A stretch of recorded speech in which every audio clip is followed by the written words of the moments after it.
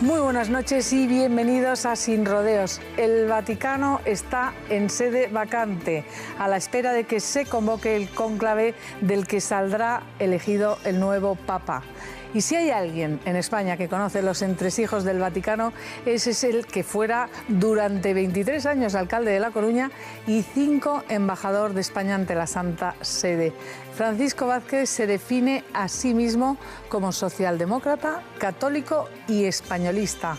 Él defiende sus principios sin rodeos, como este programa, lo que le genera con frecuencia choques con su propio partido, el Partido Socialista Obrero Español, en el que milita desde hace más de 30 años.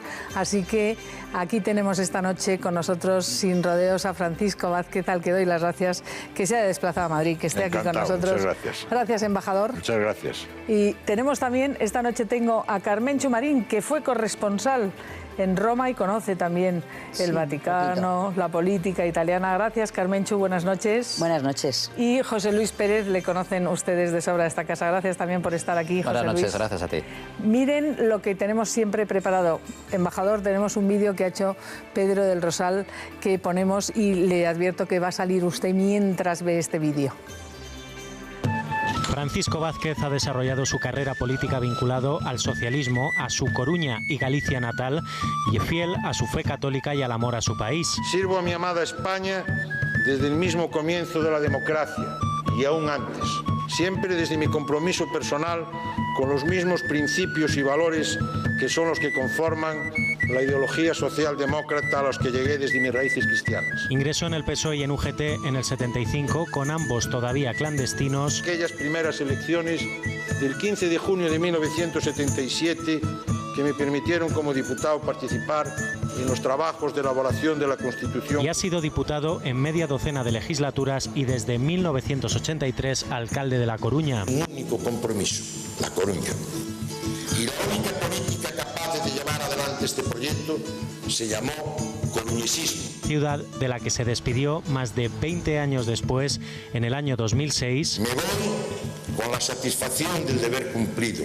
¡Viva La Coruña! Cuando fue nombrado embajador de España ante la Santa Sede. Ho fatto questo in piena libertà. Permaneció en el cargo hasta abril de 2011, siempre bajo el pontificado de Benedicto XVI. Sono semplicemente un pellegrino che inizia l'ultima tappa del suo pellegrinaggio in questa terra. Francisco Vázquez es socialista, pero de los críticos. O que xa teño miñas dúbidas é se na actualidade os dirixentes do Partido Socialista Obrero Español son auténticos socialdemócratas. Católico practicante y de esos políticos que siempre se ha caracterizado por hablar claro. Si no tienes enemigos, es que no amaste la justicia ni dijiste la verdad. Vázquez nunca ha escondido que se siente español y sin complejos. Cuando surgen momentos difíciles en la larga historia de nuestra antigua, que no vieja nación, son precisamente la lealtad y la firmeza los valores que más nos deben unir a todos los españoles de bien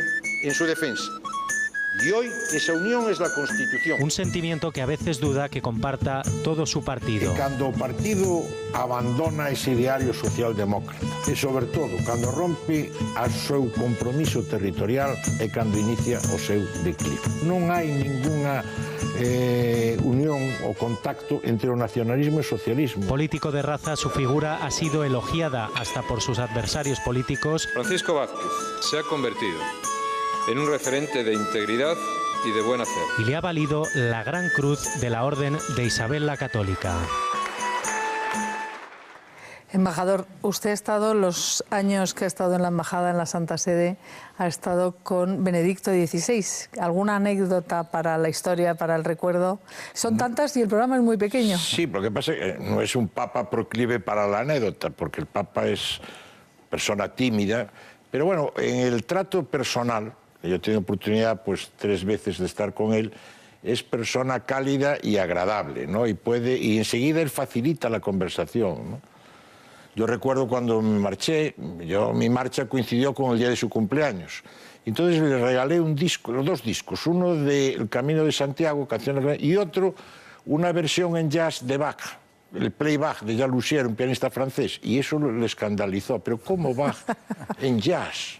Y gracias que estaba su secretario, que conocía el disco. Se dice que Monseñor George toca el saxofón, incluso.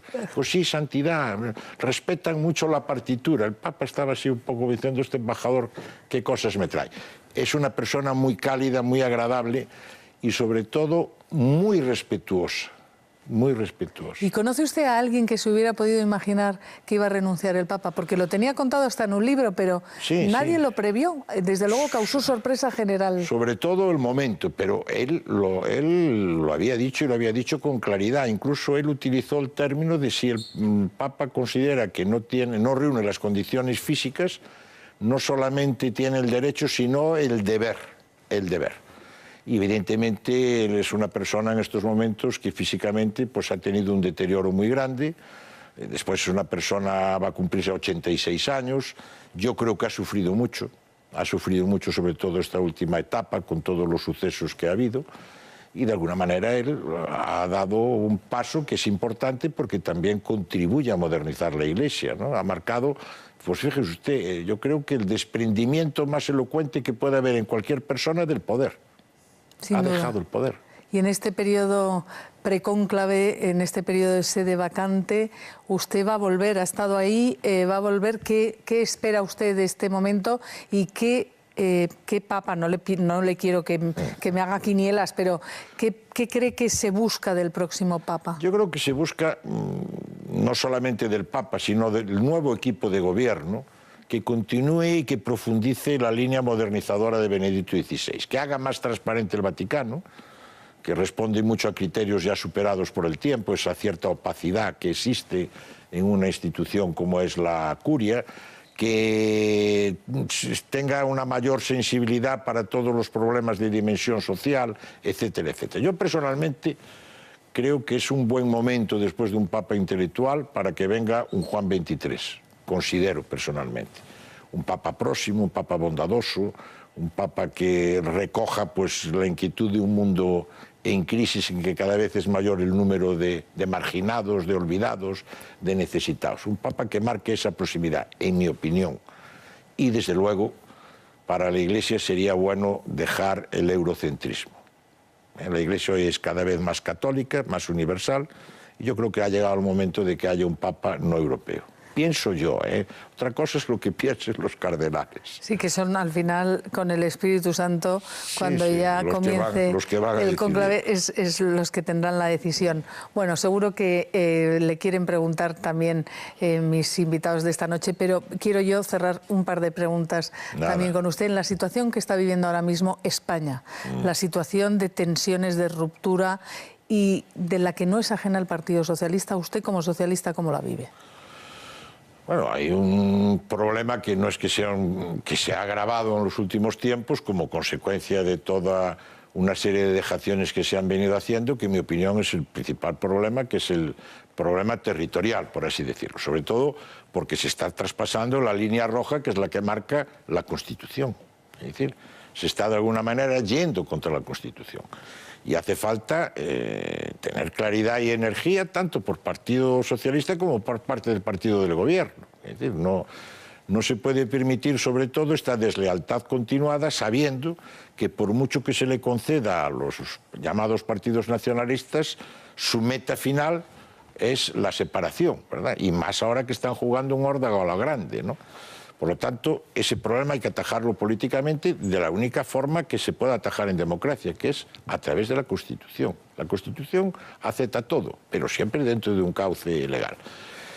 Y ese problema político, bueno, pues se ha planteado, pues yo creo de una manera muy artera, aprovechando una situación de debilidad general del país con la crisis económica y social que tenemos, ¿verdad? Y eso pues nos marca un poco esa mala intención. Y en el seno del Partido Socialista, bueno, pues mire usted, se ha puesto en evidencia que hay quienes, utilizando las siglas socialistas, nada tienen que ver con el socialismo.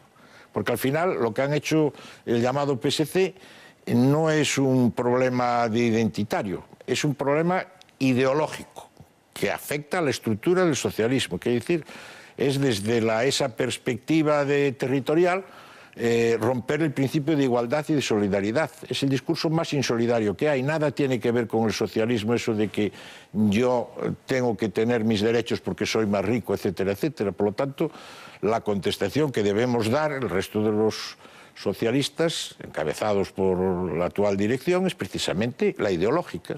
Poner en evidencia que esa gente nada tiene que ver con el socialismo. ¿Y la va a dar la actual dirección? Pues con Rubalcaba al frente. Yo espero que sí. Además, bueno, mire usted, eso se ha planteado ya con una deslealtad de partida tremenda que yo no recuerdo en la historia del partido.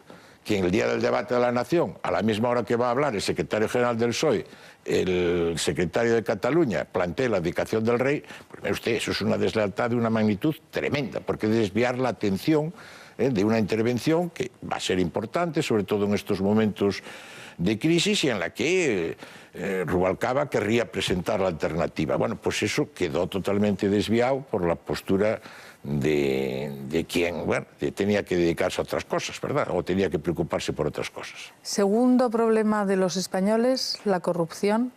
Y yo le pregunto, ¿afecta a todos los partidos? ¿Es transversal? Sí. ¿Usted entiende la preocupación de los españoles por la corrupción? Sí, ¿y cree que se va a limpiar la corrupción en España? Sí, bueno, mire usted, corrupción siempre la hay, no la magnitud que la está viendo ahora en el terreno de la política. La corrupción, por desgracia, pues, es algo consustancial con la persona. La corrupción se resuelve con el Código Penal. Dice, la corrupción se resuelve con el Código Penal. Y el Código Penal se aplica con una justicia rápida. Lo que no puede haber es estas demoras tremendas que se están produciendo a la hora de las causas que se están llevando a cabo contra supuestos que tienen bastantes visos de realidad en materia de corrupción. El Código Penal es lo que hay que aplicar. Y después los partidos políticos, de alguna manera, en vez de estar en este tú más que yo, bueno, pues lo que hay que hacer es buscar esa transparencia que ya existe en los países sajones, de saber quién ayuda en las campañas electorales, cuánto da, etcétera, etcétera, arreglar ese problema que al final es donde vienen siempre 4 pillos o 4 sinvergüenzas que se aprovechan de estas cuestiones. Pero le repito a usted que lo fundamental es el Código Penal, acabar de una vez con todo este espectáculo que además en estos momentos de crisis pues no me extraña que la gente considere hoy que la corrupción en los políticos es la segunda causa de su preocupación. Sin duda. Yo le voy a dar la palabra a Carmenchu y a José Luis. Carmenchu.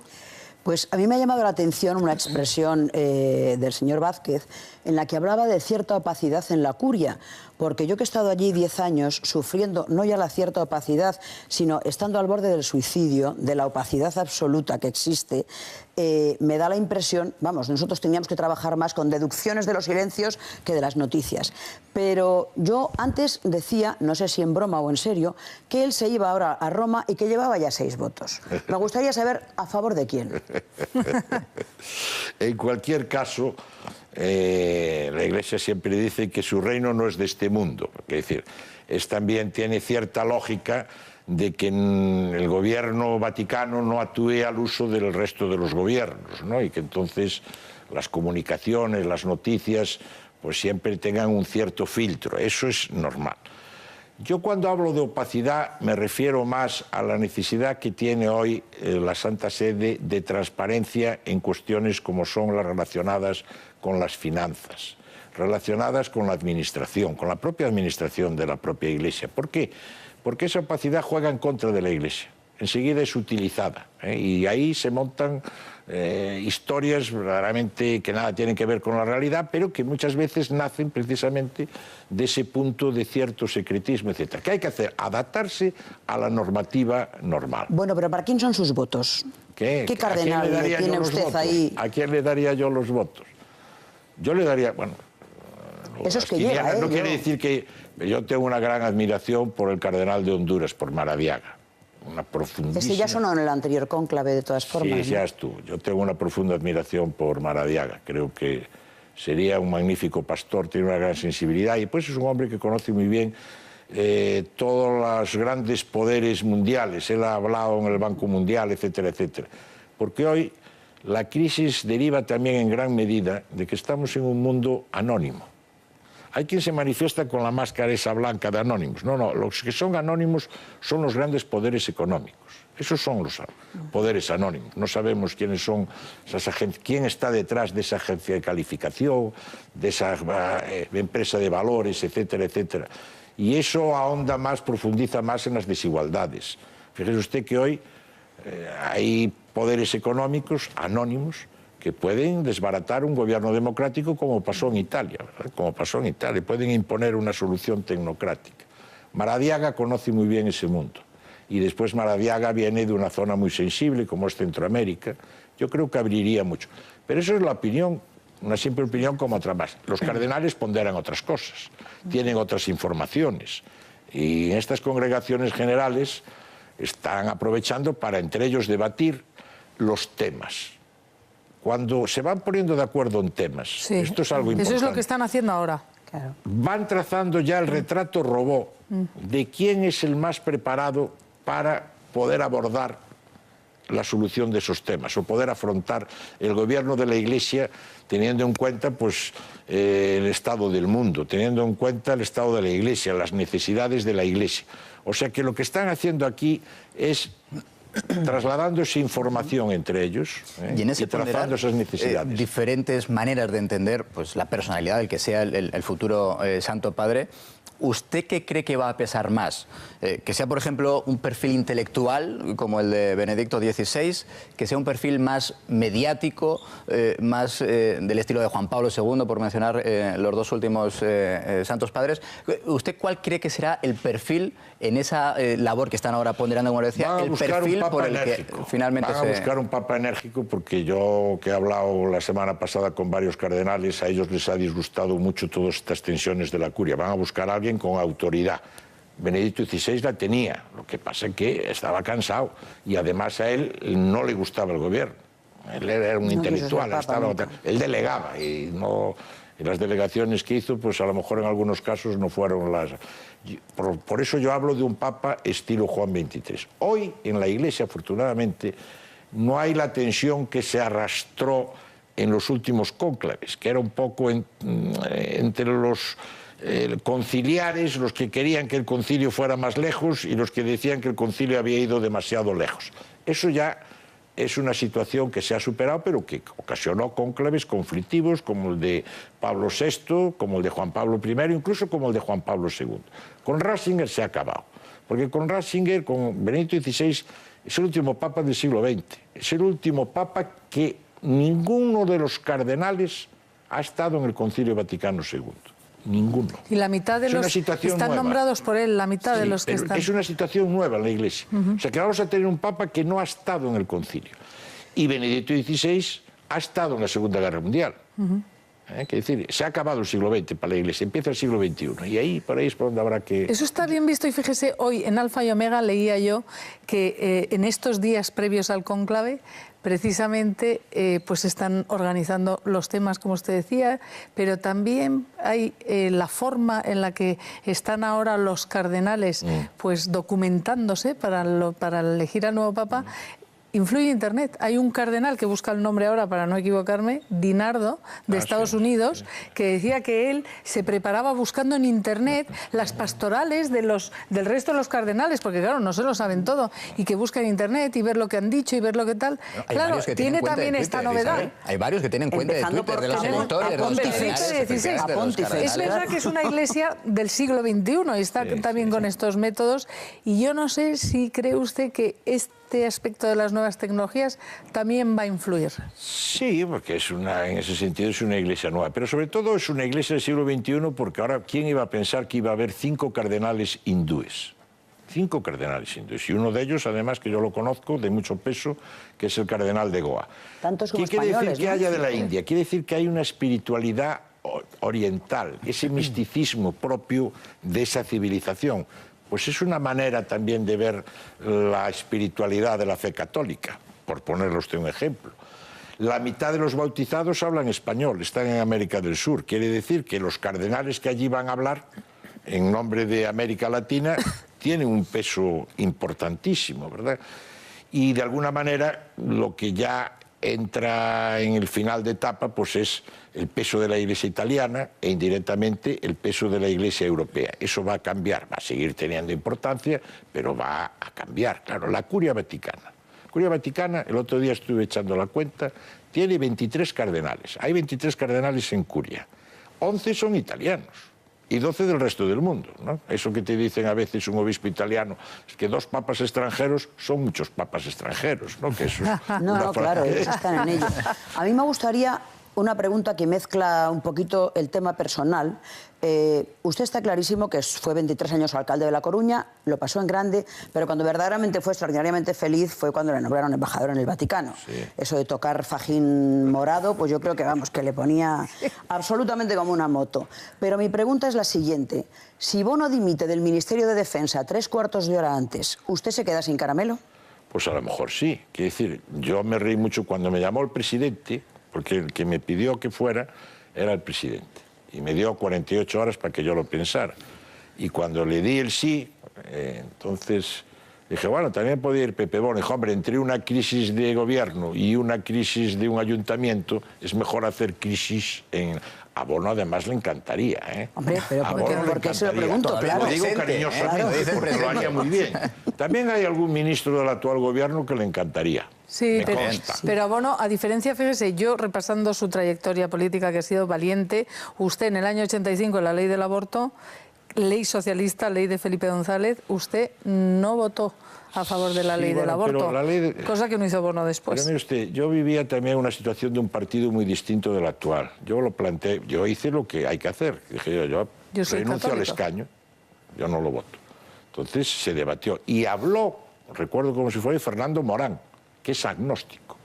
Y dijo, si algo caracteriza y singulariza a la socialdemocracia es el respeto a la libertad de conciencia. Por tanto, el compañero Vázquez tiene todo el derecho del mundo en un problema de conciencia a votar de acuerdo con él. Si no, esto no sería el PSOE, esto sería un partido comunista. Caramba, de acuerdo de la frase de Fernando Morán. Pues fíjese ahora.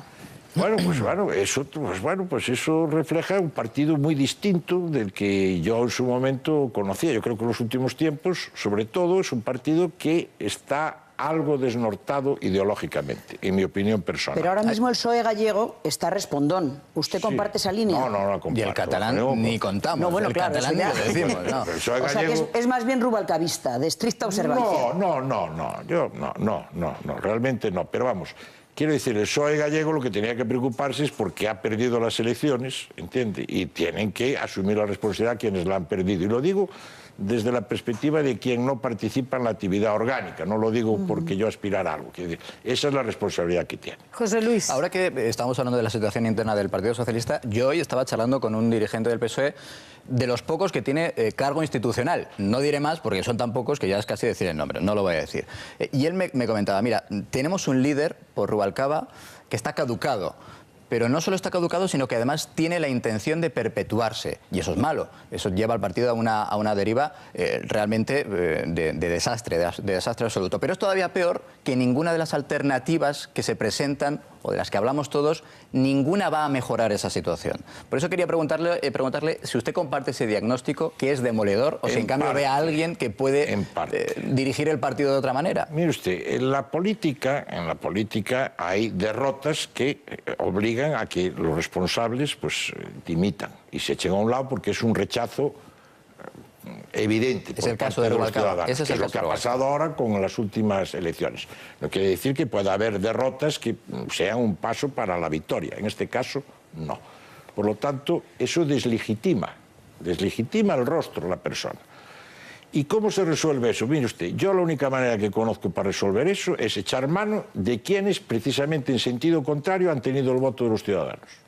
El tenido el voto de los ciudadanos, porque en este partido está produciendo un fenómeno al revés. Se habla de la incompatibilidad en el cargo, etcétera. Oye usted, compatibilidad para el que pierde, no para el que gana. Entonces yo le doy mi palabra de honor que yo no conozco personalmente, lo he oído alguna vez, al alcalde de Toledo. Por poner un ejemplo. Bueno, pues yo cojo a los 2 o 3 alcaldes que tenemos y venga, y a ver lo que vaya saliendo. Lo que no puedo seguir es recrearme en quienes el ciudadano le han expresado un tremendo desacuerdo, ¿verdad? Y tenemos una ejecutiva que es un sindicato de derrotados. un sindicato de derrotados. Y salen a hablar de sanidad quien fue responsable de sanidad. Y sale a hablar de trabajo y de empleo quien fue responsable de empleo. Y que hace un año cosechó una derrota tremenda. Quiere decir, oiga, yo creo que eso necesariamente obliga a una renovación profunda y darle cancha a quienes sí tienen esa representación institucional, la confianza de los ciudadanos, que son pocos. Bueno, pues dentro de 4 años serán más. ¿Y usted cree que no le quieren suficientemente en su partido? Porque las pegas que han puesto para que fuera defensor del pueblo... Diciendo cosas como estas... Como estas sí, pero quiero decir, no defensor del pueblo, que podía haber sido una salida en la que yo creo que usted pensaba, por otra parte. Sí, ¿Por qué sí. le han puesto tantas pegas? Le vetaron. No le pusieron ninguna pega. Le Claramente, vetaron. mire usted, cuando yo estaba de embajador, fue cuando se produce el final del periodo de Enrique Mújica, el Partido Popular transmite su disposición a aceptar mi candidatura, que por otro lado, pues me la habían hablado el secretario general y el secretario de organización, el propio Rodríguez Zapatero y el propio Pepe Blanco. A partir de ese momento, yo todavía era embajador, bueno, pues sufrí de alguna manera un veto que deriva pues, de un grupo de mujeres del partido que se oponen, del Partido Socialista de Cataluña, que parece ser que tampoco veía bien mi candidatura, y sufro un veto por algo que, bueno, al final, pues en política, sobre todo en un partido como el nuestro, es tanto como impedir la libre opinión, ¿verdad?, que es la mayor de las deslealtades, ¿no? Bien, pues yo no le doy mayor importancia. Muy bien, pues yo me hubiera gustado, pues sí me hubiera gustado posiblemente ser defensor del pueblo, que es un puesto muy bonito. Hay ahora una magnífica defensora del pueblo. Pero a mí me sorprendió que el Partido Socialista prefiriera mantener una situación de interinidad durante casi 2 años, con una defensora del pueblo interina, la vicedefensora, que era del Partido Popular antes de que pudiera serlo un compañero de su partido. Eso demuestra el cariño que le tenían a usted. No, un sector. Un sector con poder, bueno, diremos. ¿Y era el único nombre posible dentro del Partido Socialista para defensor del pueblo? Habría muchos más nombres. Y o sea, que la interinidad no sería solo ad nominem, ¿no? No, la interinidad se mantuvo hasta que se nombró que el gobierno, claro, cuando gana las elecciones el PP, pues no faltaba más. Una Entonces, pregunta. el PP, que tiene la mayoría, propone a alguien de su propio partido. En esa etapa estaba Zapatero en el gobierno, sí. y hubo críticas, por ejemplo, de que, yo no sé su opinión, por eso se la pregunto, que Zapatero fuera, por ejemplo, al desayuno de oración con Obama y, sin embargo, aquí no fue capaz de ir, por ejemplo, a la misa en la Sagrada Familia en Barcelona, por poner un día, con el Papa. Bueno, pero fue a ver al Papa, quiere decir, fue a ver al Papa a Roma, que fue una audiencia que yo trabajé mucho, sobre todo porque coincidía con el momento en que Rodríguez Zapatero era el presidente de turno de la Unión Europea, y todos los presidentes de turno de la Unión Europea cumplían con esa visita con el Papa, ¿no? Fue allí. A lo mejor cuando lo de Barcelona... Es que si no llega a haber ido, embajador, si no llega a haber ido, hubiera chocado. Si van todos y no va él...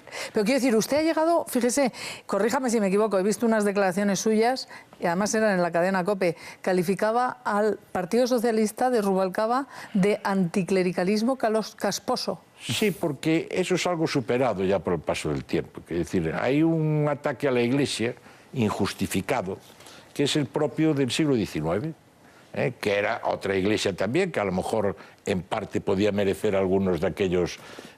Pero todo esto que se plantea permanentemente de que vamos a denunciar los acuerdos con la Santa Sede, que la Iglesia tiene una situación de privilegio y tal, eso primero es rotundamente falso, y en segundo lugar, pues mire usted, no responde a lo que es el nuevo diálogo surgido con la transición entre la izquierda y la Iglesia. Entre la izquierda y la Iglesia. Usted habla ahora con los obispos y cardenales de la época de la transición y le ensalzan a un político como Alfonso Guerra, agnóstico, pero que supo tender los puentes y supo establecer un diálogo con la Iglesia que ha sido fructífero.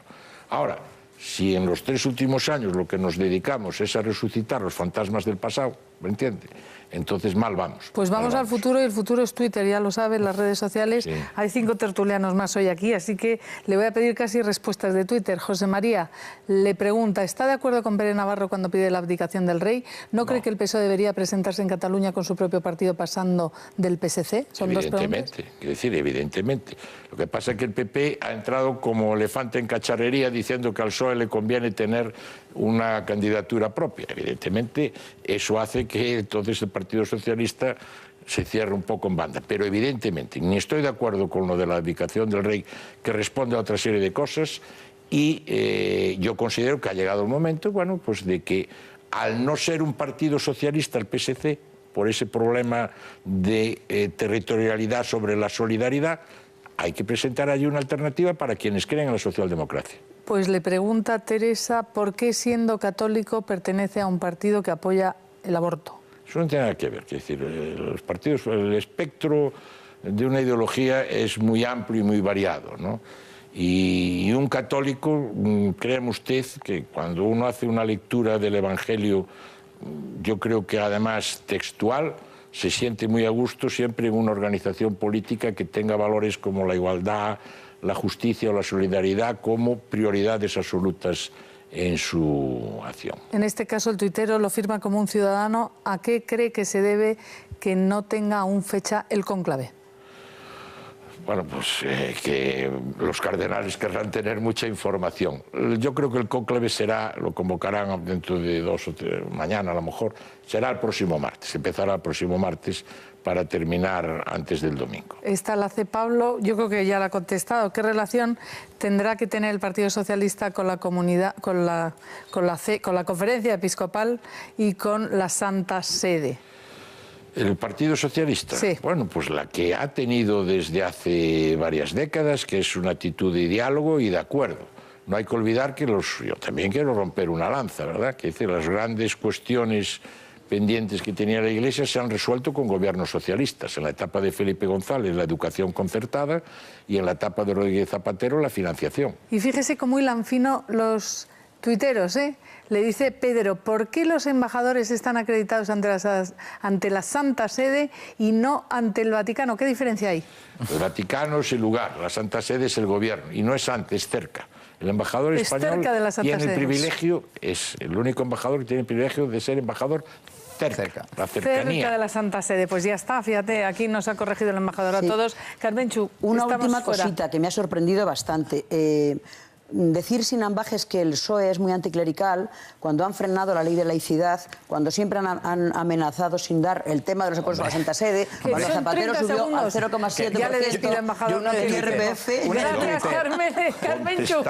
Contestaba a lo que fueron estas declaraciones últimas que hizo José Luis. Yo iba a hacer una de Twitter, pero Ni Twitter. eche de menos la primera línea política, la eche de menos. ¿Sí o no, ¿Sí o no? Isabel? Uno sigue siempre en política. Embajador, gracias por estar aquí. Tenemos que dejarles que vayan ahora a un consejo de Elena Millambres, no se lo pierdan. Gracias, embajador. Esperamos contar con usted otro día, de verdad. Contesto. Galería del Coleccionista ha querido recuperar en exclusiva para todos ustedes, para los espectadores de esta cadena de 13 Televisión, todo un símbolo de los pilotos de élite norteamericanos, con esta cazadora que están todos ustedes viendo, la cazadora de aviador Sky Rider. Y es que nada más verla salta a la vista que esta prenda legendaria está creada para esos hombres de espíritu aventurero. Sus materiales no nos dejan indiferentes porque se ha querido elaborar con piel de cabra de calidad superior, resistente y aislante. Y por supuesto ya saben que es mucho más ligera que la piel de vacuno. ¿Y qué les voy a contar de los detalles? Todos ellos están cuidados al máximo. Por ejemplo, el cuello de mutón, los puños y los bajos en canalé y, como no, esos inconfundibles bolsillos frontales que están viendo y que le otorgan a esta cazadora un valor muy especial. Así que no pueden perder más tiempo.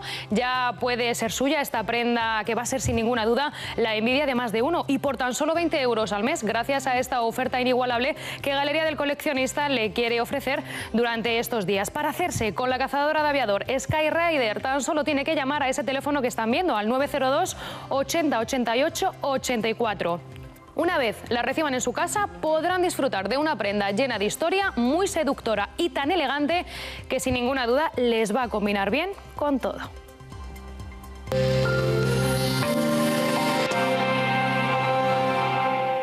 Rompe a seu compromiso territorial e cando inicia o seu declive. Non hai ningunha unión o contacto entre o nacionalismo e o socialismo. Político de raza, su figura ha sido elogiada hasta por sus adversarios políticos. Francisco Vázquez se ha convertido en un referente de integridad y de buen hacer. Y le ha valido la Gran Cruz de la Orden de Isabel la Católica. Embajador, usted ha estado los años que ha estado en la embajada, en la Santa Sede, ha estado con Benedicto XVI. ¿Alguna anécdota para la historia, para el recuerdo? Son tantas y el programa es muy pequeño. Sí, lo que pasa es que no es un papa proclive para la anécdota, porque el papa es persona tímida, pero bueno, en el trato personal, yo he tenido oportunidad pues 3 veces de estar con él, es persona cálida y agradable, ¿no? Y enseguida él facilita la conversación, ¿no? Yo recuerdo cuando me marché, mi marcha coincidió con el día de su cumpleaños. Entonces le regalé un disco, 2 discos, uno de El Camino de Santiago, canciones, y otro, una versión en jazz de Bach, el playback de Jean Lussier, un pianista francés, y eso le escandalizó. Pero ¿cómo Bach en jazz?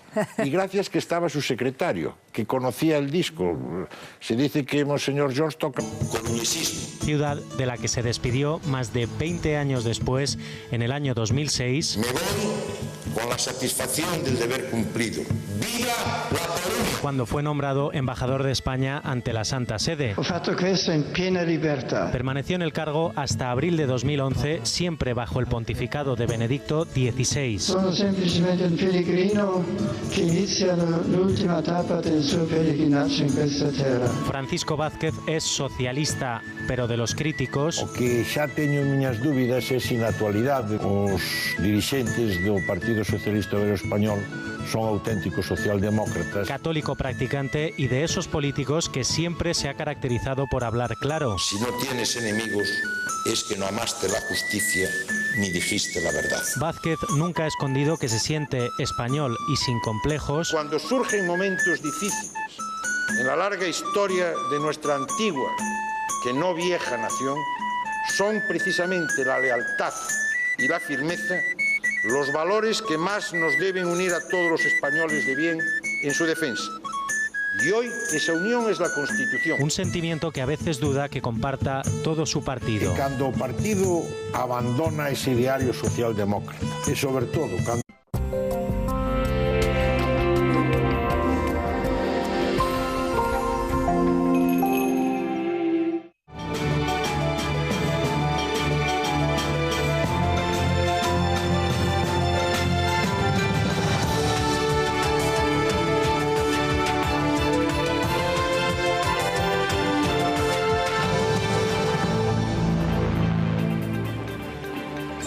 Muy buenas noches y bienvenidos a Sin Rodeos. El Vaticano está en sede vacante, a la espera de que se convoque el cónclave del que saldrá elegido el nuevo Papa.